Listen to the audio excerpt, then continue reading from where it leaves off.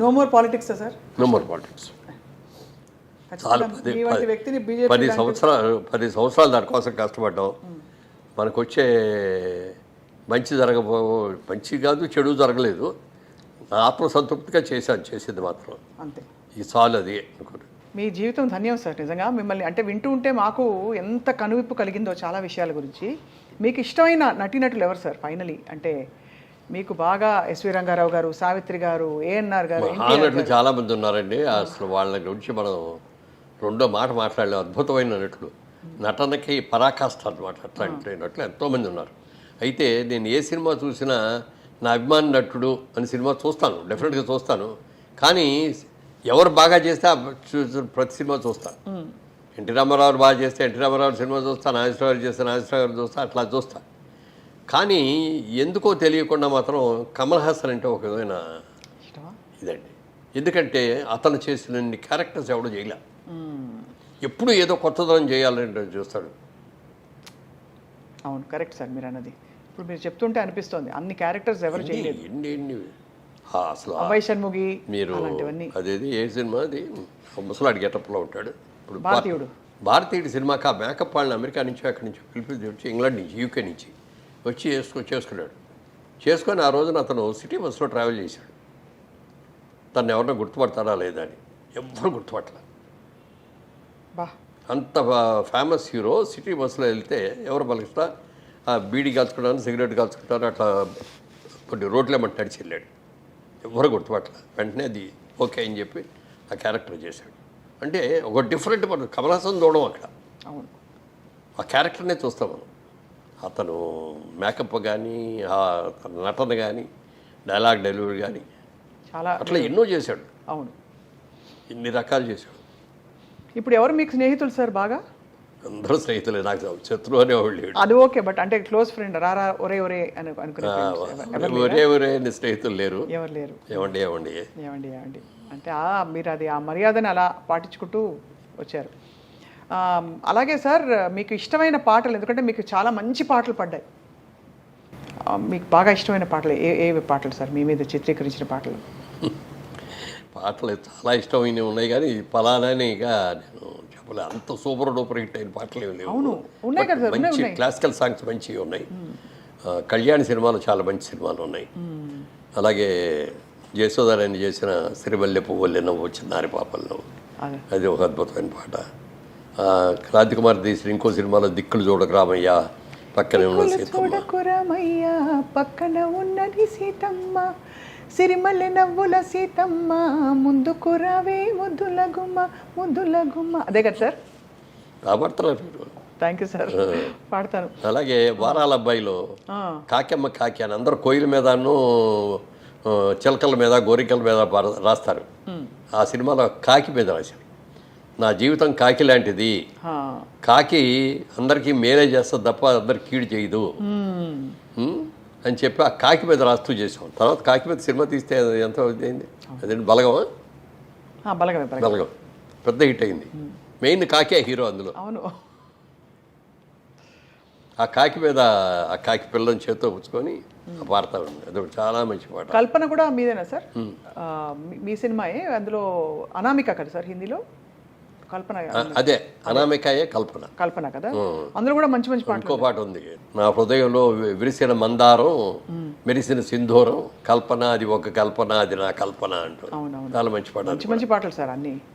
ఏం యాక్చువల్లీ అంత super duper hit కాలేదు కదా, ఇవన్నీ ఇప్పటికి పాడుకుంటారు సార్ రియాలిటీ షోస్లో. అమరదీపంలో మంచి పాటలు ఉన్నాయి, చాలా ఉన్నాయి. మీరు డాన్స్ అవి ఎలా నేర్చుకున్నారు సార్? అలాగే స్టెప్లు?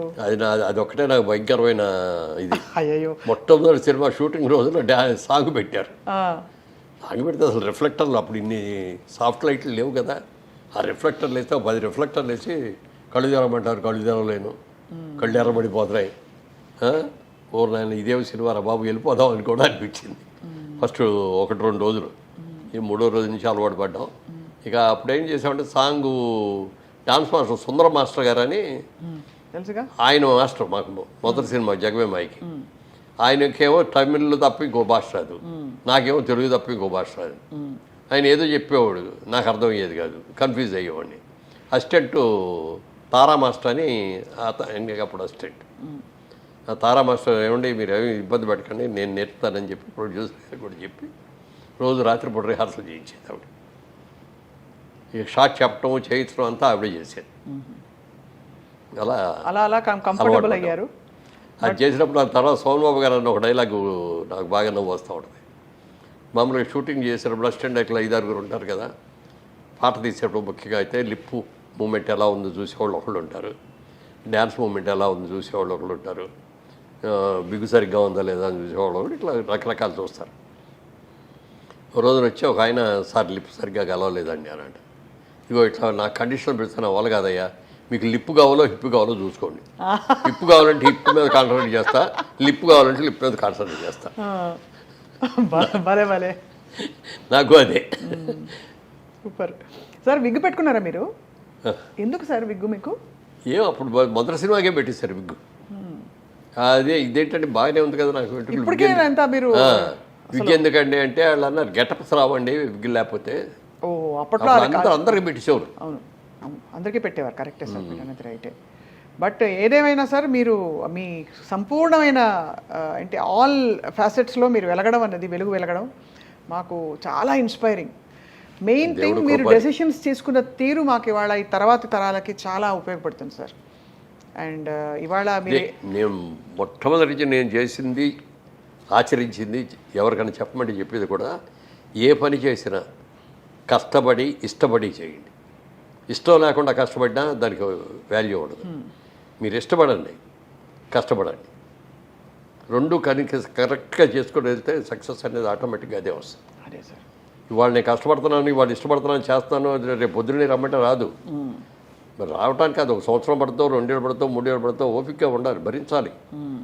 నేను మొట్టమొదటి బిజినెస్ మొదలుపెట్టిన రోజున నెలలో 29 రోజులు ₹1 అమ్మలేదండి. ఎక్కడో సందులో పెట్టావు. అది ఆయిల్ ఇంజన్స్ మా అన్ని పెద్దవి 5 వస్తాయి సంవత్సరానికి, నెలకి కోట. 5 అమ్ముకుంటే మాకు కొంచెం గిట్టుబాటు అవుతుంది. 5 ఉన్నాయి అవల. 29వ రోజున శనివారం ఆ రోజు వెళ్ళిపోదాంలే సినిమాకి వెళ్దాం తొందరగా, షాప్ క్లోజ్ 8కి క్లోజ్ చేసేవాళ్ళం, 7కి వెళ్ళిపోదామని అనిపించింది. అన్న తర్వాత మళ్ళీ ఎందుకు తిడతారేమో మా బాబాయ్ వాళ్ళు ఉన్నారు కదా, వద్దులే 8కి వెళ్దాంలే అనుకున్నాం. 7:15కి కస్టమర్స్ వచ్చారు. ఇక్కడ తెలంగాణ నుంచి వరంగల్ దగ్గర నుంచి వచ్చారండి. వచ్చి ఆయిల్ ఇంజిన్స్ కావాలండి అన్నది. అంటే కిర్లోస్కర్ ఆయిల్ ఇంజిన్స్ అంటే ఆ రోజుల్లో పెద్ద డిమాండ్ అనమాట. సరిగ్గా 5 నా దగ్గర ఉన్నాయి, 5 కావాలనే వచ్చారు. 7 o'clock కనుక నేను క్లోజ్ చేసి వెళ్ళిపోతే వాళ్ళు ఎక్కడికో వెళ్ళిపోయేవాళ్ళు. 9 దాకానో 10 దాకానో ఉండి అవన్నీ చేసేసి వెళ్ళిపోయాం. ఆ నెలకోట 31వ తారీఖుతో అయిపోయింది. అప్పటి నుంచి ఒకటే అనుకున్నా, టైంని మాత్రం మనం చాలా జాగ్రత్తగా ఉండాలి. బిజినెస్ ఉన్నా లేకపోయినా టైం ప్రకారం ఓపెన్ చేయాలి, టైం ప్రకారం క్లోజ్ చేయాలి. తర్వాత ఇష్టపడి చేయండి, ఏ పని చేసినా ఇష్టపడి చేయండి. ఇప్పుడు మీరు ఇంటర్వ్యూ చేస్తారు, మీకు ఎంత ఇష్టపడాలి. నేను ఎంత పెద్ద పెద్ద స్టార్స్ దగ్గరికి వెళ్ళి ఇంటర్వ్యూ చేస్తాను, పెద్ద పెద్ద రాజకీయ నాయకుల దగ్గర ఇంటర్వ్యూ చేస్తాను అని చెప్పటానికి ఎంత గర్వంగా ఉంటుంది. అలాగే నా కర్మ, నేను హీరోయిన్ అవ్వాల్సింది పోయి ఇదిగో ఇటు అయిపోయింది నా జీవితం అనుకున్నారు. ఇది కూడా మీరు సరిగ్గా చేయలేరు. అవును అంతే కదా సార్. ఏ పని నేను ఇష్టపడి చేయండి, కష్టపడి చేయండి, అదే మౌలిక సూత్రం. అండ్ అది మీ లైఫ్లో రిఫ్లెక్ట్ అవుతుంది సార్, మీరు సాధించిన ఘనతలో రిఫ్లెక్ట్ అవుతుంది. మీరు మరిన్ని గొప్ప విజయాలు సాధిస్తారు ఇంకా అని మా అందరికీ ప్రేక్షకులకు అభిమానులుగా అనిపిస్తుంది సార్. అలాగే మళ్ళీ మీ బ్యానర్లో మంచి అద్భుతమైన సినిమా వస్తుంది, అది కూడా తిరుగులేని మరొక హిట్, ఒక ఫెదర్ ఇన్ యువర్ క్యాప్ అవుతుందని కోరుకుంటున్నాం సార్. అంటే అది పెద్ద హిట్ అవుతుందని కాదు, కానీ ముందు ట్రాక్లోకి వెళ్ళడానికి నష్టం లేకుండా వెళ్తే చాలు, వెళ్ళిపోతారు సార్. మీకు అన్ని బేసిక్స్ అన్నీ ఇంత క్లియర్గా ఉన్నప్పుడు ఎందుకు ఉండదు. మేము వెయిట్ చేస్తున్నాం sir to see your various other manifestations. Muralimohan garu, సాధారణంగా మీకు ధన్యవాదాలు, నమస్కారాలు సార్. Thank you.